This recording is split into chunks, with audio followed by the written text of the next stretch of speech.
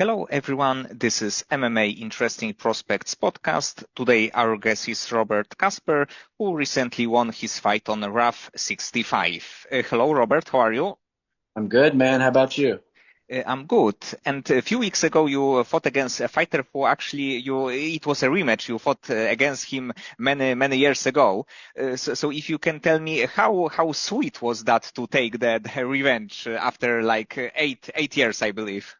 Yeah, man, it was really cool. In a way, it wasn't because I'm kind of like friends with the guy now. He's a really good dude, but yeah, he's high in the rankings. He's a really good fighter out of here in Texas. So I knew getting that win back would definitely do a lot for me in my career at this stage. So it felt good, but then it didn't at the same time because he's a good dude. And actually, he's like a really experienced fighter, and he got some really good wins. He won against like Eric Shelton and few other really good fighters. So definitely, it's like the big win. Oh yeah, for sure. He's a monster. He's just very crafty. Like he's a good vet, very good at everything, mixing the game up. When me and him fought too, he was just really good at like I heard him like two or three times, but he was just really good at like getting it back even when he was getting hurt. So I thought the fight was honestly going to be like one of my hardest fights, but just happened to go that way. So blessed it did.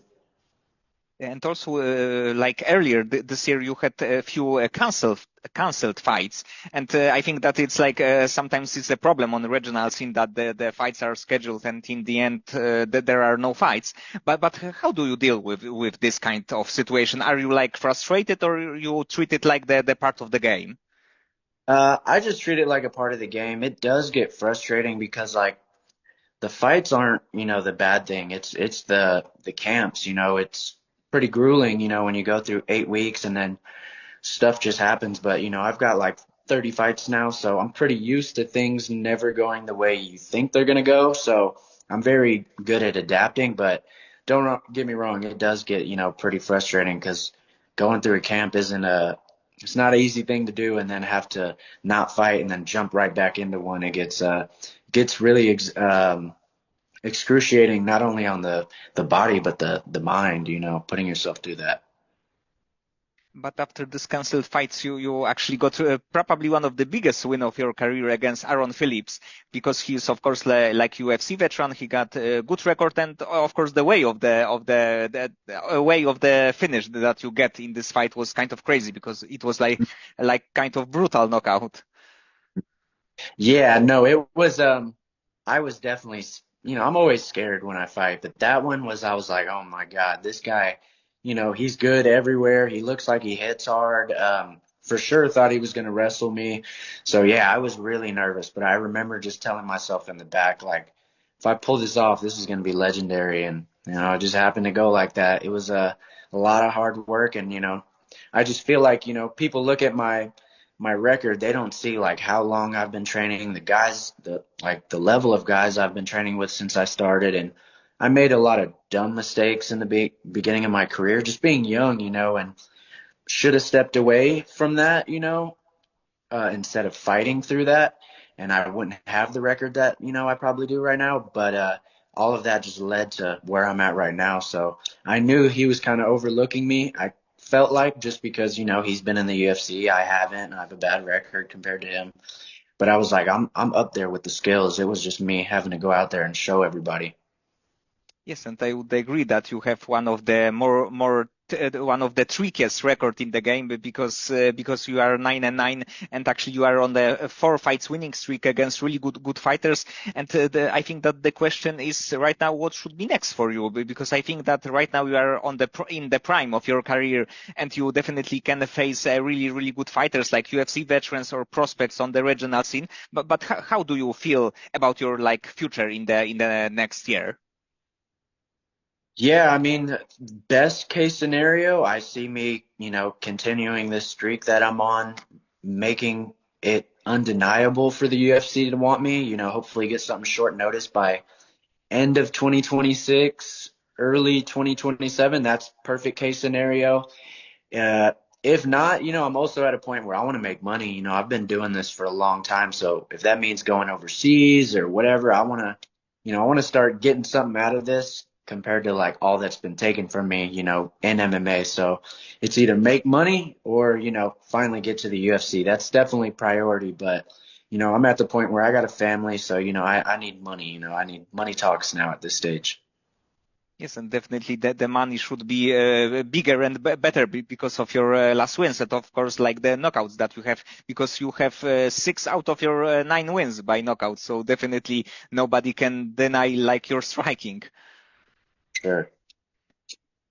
And because you had actually really good amateur career, but then when you went pro, the like star was a little bit like rough. And if you can tell Hard. me at that point, how did you deal with this situation? Because sometimes the fighter can be like so discouraged that he can retire, and in the end you didn't. And of course it was a good decision. But what was in your head at that point? Man, so, I was young as an amateur, very confident, cocky. I was with a very good team over in Kansas City called Glory MMA and Fitness under my head coach at the time, James Krause, doing everything right. I actually ended up having a son. My girl got pregnant, so I moved back to the state or to Texas. Then I kind of was like, I started just partying, to be honest, partying, not doing things I should have, going through life things. I should have took that time out to step away and get myself together and then come back to fighting. But me, I've been fighting since I was 18 years old, still in high school. So it was all I known. So I was just like, I'll just take these fights and I'll get through it. And I thought, my talent would be enough. And, surely that wasn't it, and I went on that 4 fight losing streak. I stepped away for I think like a year and I got myself right, got sober, stopped drinking, came back, and then yeah, now the streak is alive. Like I've always been told, I've been training with guys in the UFC since I was little, and they always thought I would have already been in the UFC, but I was just young, stupid, not listening to people, thought I knew the way. I should have stepped away, didn't, paid the price for it. So now I've got a little bit of like a longer route, but I truly do believe I have the skills behind it. I just got to keep the streak going and make it undeniable, because I know I've seen McMaynard at Fury before, and I know they love the way I fight. Whether I win or lose, it's really exciting. And oftentimes when I win, it's pretty brutal. So I just got to keep it going, and hopefully they give me that call. And actually, I saw on your Instagram that you had a chance to train with, like, in many gyms with many good fighters. And if you can tell me what is right now the main gym that you are training in, and do you like to go also in the training camps to the other gyms? Oh yeah, for sure. So I train at a gym called Iron Forge MMA here in Austin. I'm one of the head coaches. We have a pretty solid crew, a lot of really good AMIs, pretty good pros, but it's still a bit of a smaller team, but we've got really good guys. But I'd say the last year I've been going out to Arizona now at the MMA lab. That's where, I get like the different looks, because I just feel like, especially in MMA, guys get very overconfident being in their room. They get really confident, with their set group of guys. So I've always had a gym that I would go out to get really uncomfortable. Yeah, I would learn, new things and new techniques and stuff, but most of all, I always did it to just keep myself humble, because you go in these other rooms and you're like, you don't know anybody, kind of got to fight your way into getting some respect. And yeah, the lab has been that gym for me. I learn a lot out there. I love the crew, a lot of really good guys at my weight. And then, yeah, I just get really uncomfortable. So shout out to them. I've been really loving going out there. Yes, and I think that actually MMA Lab is one of the best gyms for like 15 years or even more. So it's kind of crazy that they still can produce such a good level of talents. Yes, absolutely. John Crouch, the head coach, I'm all about leadership, just because like James Krause was my first like real head coach, and I got to see what kind of leader he was. And then now going out to the MMA lab and seeing John Crouch, he's just a very good leader, takes a lot of accountability. You see a lot of guys like coaches, they like to place blame and don't take any accountability. And with him, every practice, he's always taking some sort of accountability and saying what we could do better as a team. And I really like that. And I feel like that's a big reason why I go out there on top of, the really good guys they have. And of course, right now you have many years of experience and you train for a long time. And how do you maintain like passion and love for this sport? Man, it's like I always tell people, like especially the young guys we have on the team, like when you've really been doing this a long time, you love this, but there's times where you fall out of love with it, and then you gotta kind of re-fall in love with it. Luckily, I feel like when you're younger, you kind of train to fight. But the older you get in this, you start to realize like I enjoy the training more than I even do the fights in a sense because like the process makes you such a better person. So I actually enjoy like the memories of camp now so much more than, before when I was young. I just really wanted to fight. Now it's like it's the opposite. I really love the training camps, like the hard, grueling sessions. You just find so much about yourself. So, and then also like going and cross training and seeing new things, it kind of keeps it fresh for you. Cause, if you just stay in one spot, I personally believe, it gets a little mundane. So you got to keep things fresh, see the world, go see new rooms, learn new techniques, just see how people do things differently. It makes you a better martial artist and then, a better human as well. And do you think ever about going to even like other country to check some gyms? Oh yeah, I would love to. I lived in Germany when I was like in sixth grade or fifth grade, and I haven't been back since, but I would love to go overseas and check out like just the scene over there. It looks so much different, so I'd love to do that. And actually, probably one of the best like destination right now is Thailand because they have so many good gyms and like many super high level fighters are going there for their training camps. So probably also really good spot to check. Oh yeah, yeah, that's a spot like I just haven't been to. Everyone I know like has been going and checking out Thailand, going to Bangtao specifically. So yeah, at some point I would love to do that for sure. Uh, And of course, you are right now a super experienced fighter. And do you have maybe in your head some kind of matchup, like dream matchup from the UFC? So you against current UFC fighter that you would be interested in fighting? Huh. Oh, that's a good question. I have not been asked that. Huh. I can't think of anyone like currently right in my head, but man, I would just love to be able to say, I finally got in the UFC after all the work I've put in. So really anybody, if I get signed, I'll fight anyone.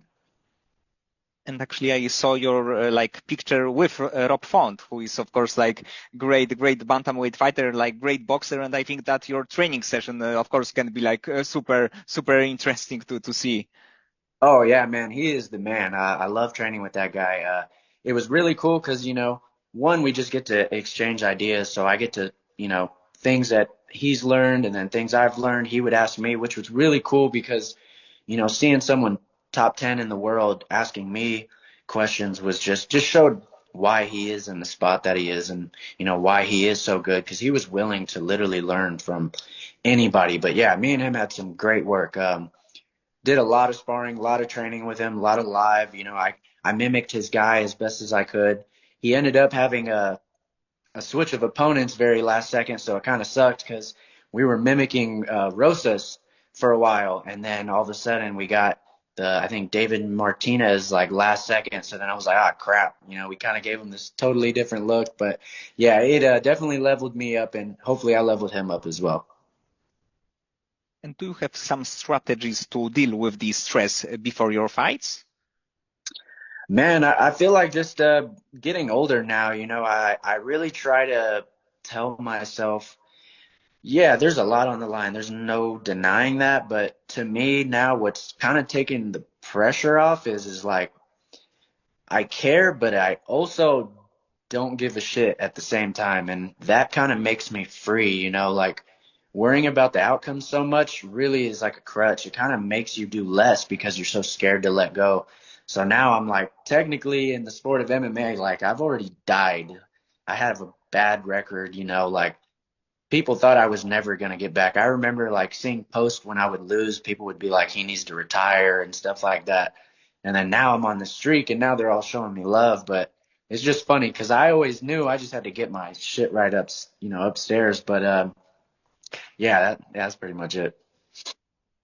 And in the end, I think that you are one of the probably like rare cases that you can go from like not a good record to like a really good one, let's say, because usually when the fighter has this kind of like losing streak, it's like he can be like the fighter who can test the prospects, but in the end of the day, he will lose. And your case is like great example that you can be back and you are I can count right now, but you are definitely on the really good.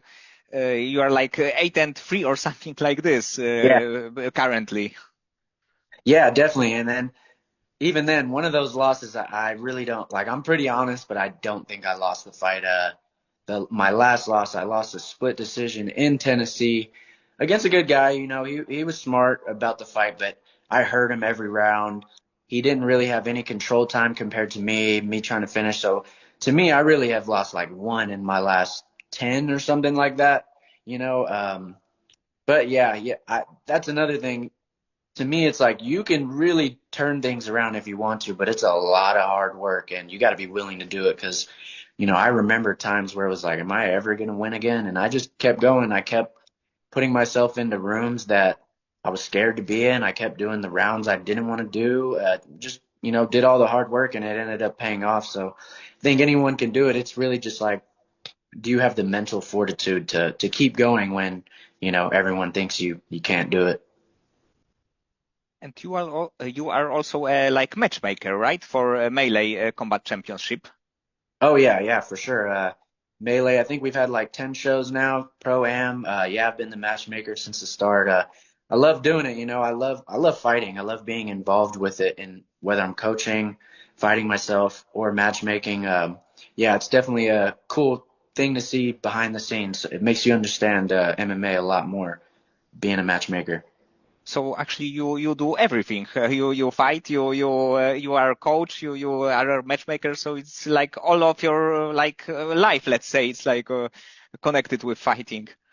Yeah, no, literally, it's nonstop for me. You know, luckily, my fiance has been with me since my very first win. So I think like 10, 11, 12 years, something like that. We've been together a long time. So she understands like, I'm home, but a lot of times it's like mentally I might not be home because I'm either matchmaking or I'm studying something for the boys that have the fights or my fight. You know, it's 24/7, 365 days of the year. Yeah, it's pretty wild.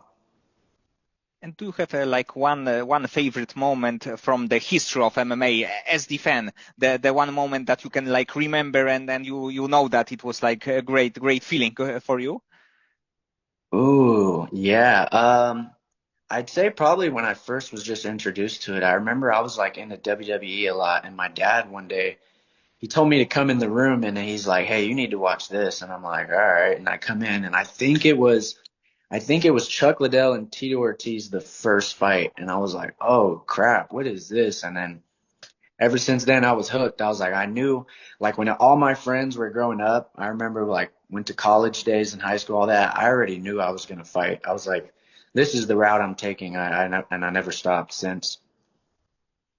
And in this year's, it was like right now it's like a really big sport, and then it was maybe not underground, but it was like not really popular. So it's kind of crazy that from something like that to one of the mainstream sports that we have seen go through this kind of road.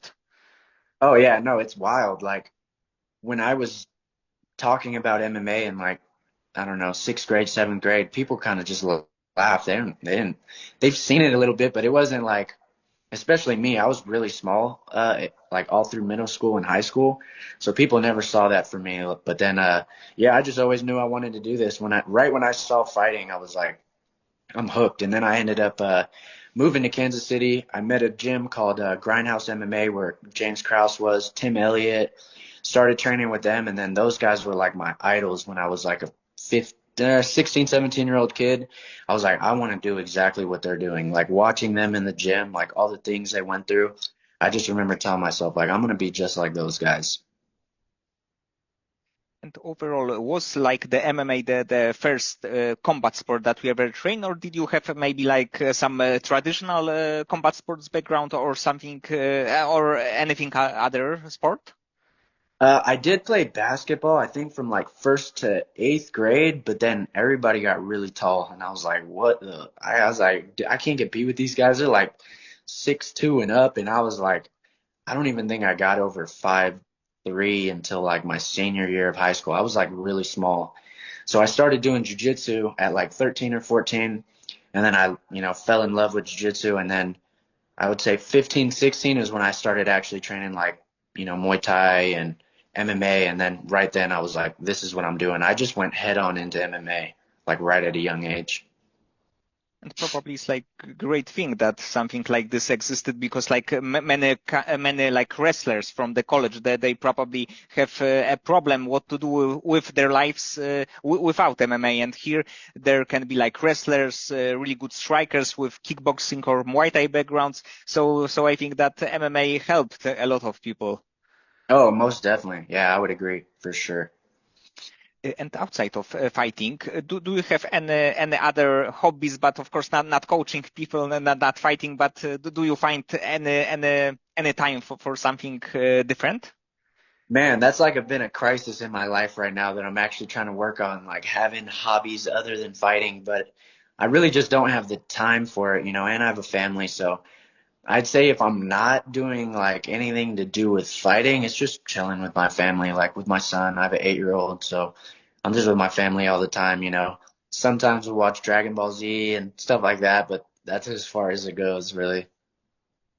And in the perfect world, when would you like to be back in the cage again? Yeah, man. I'd say February or March would be like, March would probably be the most perfect timeline, but I'm not opposed to February as well. I was training right after the fight. That Monday I got back. I was already back in the room helping the boys because we have so many guys with fights.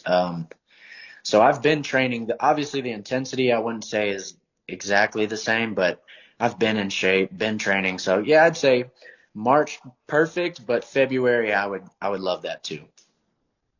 Okay, Robert, so many thanks for the time and for conversation. I hope that you will fight again soon. And of course, you will like maintain the winning streak, the momentum that you have right now, because I think that it can be like kind of inspiration. And of course, like the fights and the performances that you can deliver in the cage, it's right now, it's kind of crazy. So definitely good luck with it. Man, I really appreciate you, and I appreciate that. That means a lot, man.